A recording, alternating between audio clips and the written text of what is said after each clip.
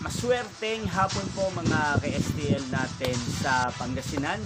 Narito na po ang mga numero nanalo sa STL Pangasinan ngayong hapon ito, May 1, 2026, 5 p.m. second row result.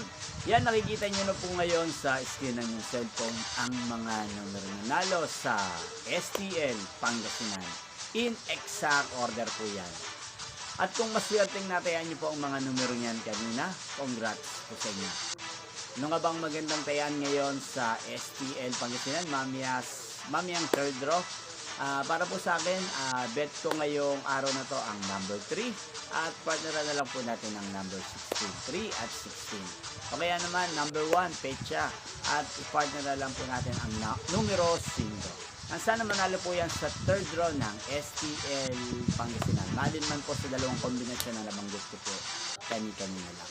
Yan, inyo pong napanood ang resulta ng STL Pangasinan sa channel ito, Roderick Hernandez TV.